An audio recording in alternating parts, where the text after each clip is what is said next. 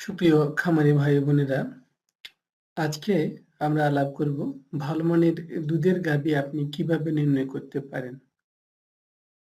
অনেকেরই প্রশ্ন থাকে যারা নতুন খামার শুরু করতে চাচ্ছেন বা খামার করছেন, অনেকেরই প্রশ্ন থাকে যে কিভাবে বুঝবো যে আমি এই গাভীটা দুধ দেওয়ার জন্য ভালো হবে কিনা, খামারের জন্য কেমন হবে? এইসব বিষয় আমি আজকে আলাপ করব। তো একটা গাভী যখন আমরা দেখতে যাই, তখন তার কিছু বৈশিষ্ট্য আমরা লক্ষ্য করব গাভীটার মান সম্পর্কে জানার জন্য। যেমন আপনি যদি গাভীটার পিছন দিক থেকে তাকান, তাহলে দেখতে পাবেন যেখানে আপনি দেখতে পাচ্ছেন অ্যারো চিহ্ন দেওয়া আছে, সেখানে এই যে এই ২ জায়গার অর্থাৎ পিছনের নিতম্বের ২ নিতম্বের যে উত্থিত স্থান থাকে, তার ২ টা দূরত্বের ও কিন্তু গাভীর গুণগত মান অনেকাংশে নির্ভর করে। যদি দূরত্বটা কম হয়, সেক্ষেত্রে গাভীটা আমরা কম গুণসম্পন্ন মনে করব এবং দূরত্বটা যত বেশি হবে, তার গুণগত মান আমরা বেশি বলে ধরে নিব। এই বিষয়টা এরপরে আরেকটা বিষয় আমরা দেখব, সেটা হচ্ছে যে ওলানের পিছনের দিক থেকে যেখান থেকে ওলানটা শুরু হয়, গাভীর পিছনে শুরু হয়, সেটা কতটুক প্রশস্ত। যেমন আপনারা ১ম ছবিতে দেখতে পাচ্ছেন এই ২ টার দূরত্বটা কম, ২য় ছবিতে আরেকটু বেশি এবং ৩য় ছবিতে সবচেয়ে বেশি। তো ৩য় ছবিটার বৈশিষ্ট্যটা আমরা সবচেয়ে ভালো বলে ধরে নিব দুধ উৎপাদনের গাভী নির্ণয়ের জন্য। এরপরে আরেকটা বৈশিষ্ট্য আপনাদের দৃষ্টিপাত করেছি, যেমন ওলানটা পিছন দিক থেকে যেখান থেকে শুরু হয়, সেটা যদি এমন হয় যে তার প্রস্রাবের মুখ বা যোনি থেকে খুব কাছে, তাহলে আমরা সেটাকে ভালো মনে করব। যেমন এই গাভীটা দেখতে পাচ্ছেন, ১ম গাভীটার ক্ষেত্রে যে ওলানটা শুরু হয়েছে তার যোনি মুখের অনেক দূরে থেকে। আবার পরবর্তীটা আরেকটু কম এবং তারপরেরটা আরো একটু কম দূরত্বে শুরু হয়েছে। অর্থাৎ ওলানের যে শুরুর জায়গা এবং প্রস্রাবের রাস্তা বা যোনিমুখ, এই জায়গাটার মধ্যে দূরত্বটা অনেক কম। তাহলে সেই গাভী আমরা ধরে নিতে পারি যে বেশি দুধ উৎপাদনকারী হবে। আরেকটা বিষয় আপনারা খেয়াল করবেন যে উলান বড় হলেই যে এটা ভালো মানের গরু হবে বা দীর্ঘদিন দুধ দিবে, বিষয়টা কিন্তু সেরকম নয়। ১ম ছবিতে আপনারা খেয়াল করছেন গাভীর হাঁটুর থেকে এই ওলানটা অনেক নিচে ঝুলে পড়েছে। সুতরাং এই গাভীটির ওলান বড় হলেও আমরা এই গাভীটিকে ভালো বলব না। কারণ এটা বিভিন্ন সময়ে বিভিন্ন সমস্যা তৈরি করতে পারে এবং ধারাবাহিকভাবে দীর্ঘদিন ভালো মানের দুধের গাভী থাকবে না। এই গাভীটার দেখতে পাচ্ছেন যে হাঁটুর সাথে প্রায় কাছাকাছি তার ওলানের বাটগুলো এবং এটার আরেকটু উপরেও ঝুলে আছে। তো ২য় এবং ৩য় ছবিকে আমরা মোটামুটি ভালো মানের ওলান বলে ধরে নিতে পারি। এরপরে আরেকটা জিনিস আপনারা দেখেন যে পিছনের পায়ের যে হাঁটুর গোড়ায় যে ভাঁজটা, সেটার উপরে কিন্তু তার গুণগত মান নির্ভর করে। যেমন ১ম ছবিতে দেখতে পাচ্ছেন হাঁটুর এখানে কোনো ভাঁজ নেই। ২য় ছবিতে কিছুটা ভাঁজ আছে এবং ৩য় ছবিতে এই ভাঁজের পরিমাণটা আরো বেশি। যদি ভাঁজের পরিমাণটা বেশি হয়, তাহলে আমরা ধরে নিব যে দুধ উৎপাদনের গাভী হিসেবে এটি ভালো হবে।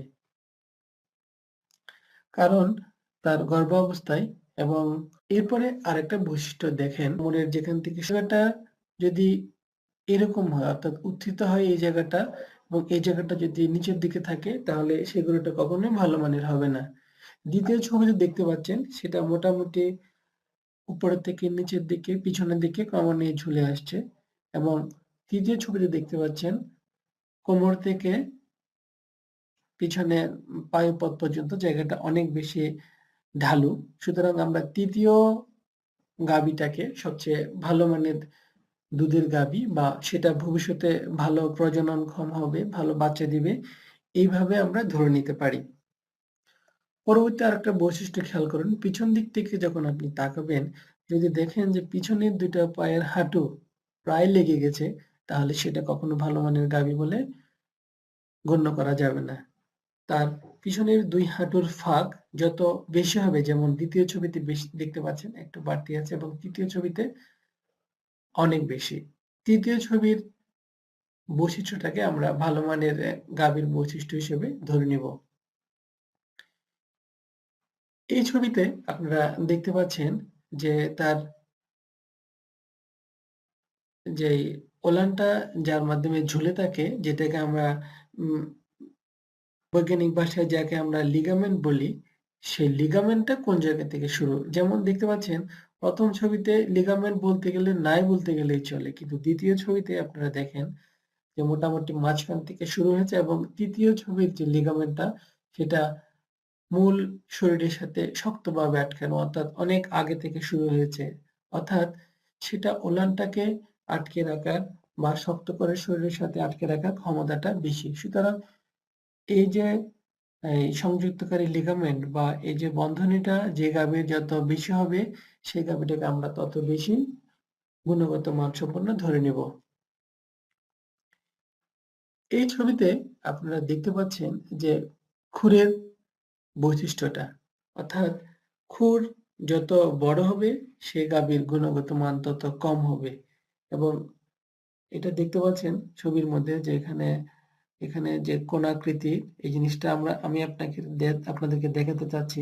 এটার দেখেন আপনারা এই জিনিসটা অনেক ছোট তাই এটাকে আমরা অধিক গুণসম্পন্ন বা ভালো মানের গাভী বলে মনে করব। এই ছবিটাতে আপনারা দেখতে পাচ্ছেন যে পিঠের উপরের অংশটা কিরকম হবে।